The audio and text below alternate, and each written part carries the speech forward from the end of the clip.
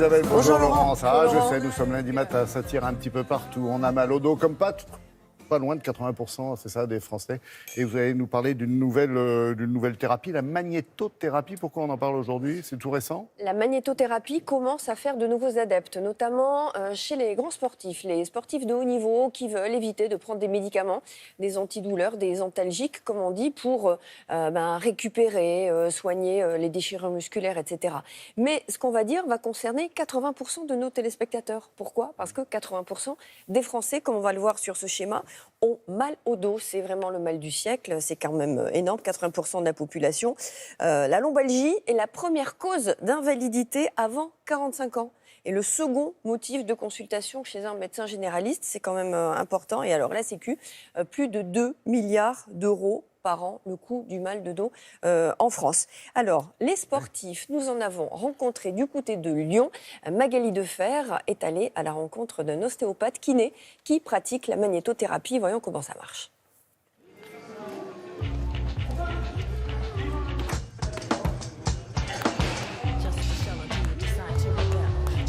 J'ai 25 ans, je suis boxeur professionnel depuis 5 ans maintenant et je suis champion de l'Union européenne dans ma catégorie.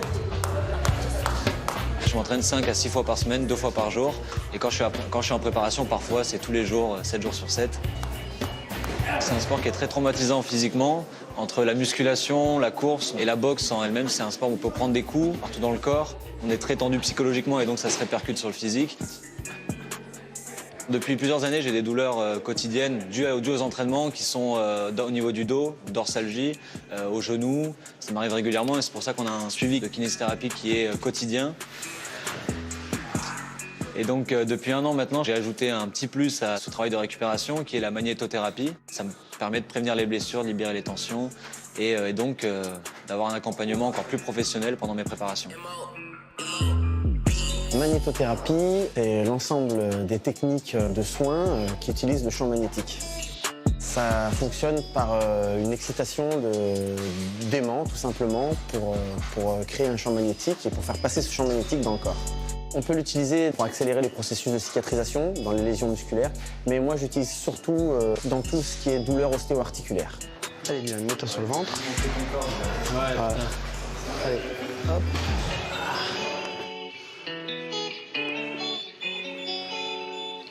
Là, on est parti sur une séance de 25 minutes. Le champ magnétique est diffusé sur le rachis de Dylan. Ça va lui permettre d'avoir des effets antalgiques et anti-inflammatoires. Parce que ça va augmenter la vascularisation, les effets bénéfiques de la vascularisation. Ça va exciter un petit peu l'ensemble des neurotransmetteurs et libérer des endorphines. En complément d'une séance comme ça, je vais demander à Dylan de porter un t-shirt où les aimants sont directement intégrés. Et donc ça, ce textile, il est vraiment super pour la récupération et même pour le curatif. Hein, donc on voit les aimants sont directement placés, en plus à des endroits stratégiques. Donc ça, on entoure la zone d'épaule et du rachis.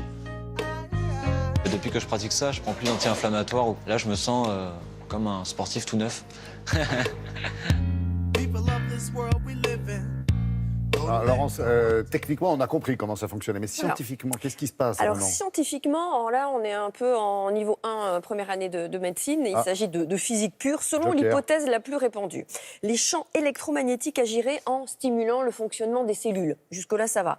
D'autres soutiennent que les champs électromagnétiques activent la circulation sanguine, ce qui favoriserait l'apport en oxygène et en nutriments. Et puis, il y a une autre option, que le fer, vous savez qu'on a du fer dans le sang. Le fer, c'est bien. Eh bien, que ce fer jouerait un rôle de conducteur de l'énergie magnétique. En fait, juste avec le contact, ils se parlent, l'aimant, le fer, claque, ça coïncide. Et il se pourrait aussi que les champs interrompent la transmission du signal de la douleur entre les cellules de nos organes et le cerveau, parce que la douleur, c'est un signal. Voilà, donc attention aux aimants que l'on trouve sur Internet, parce qu'il y en a. On peut acheter des aimants sur Internet.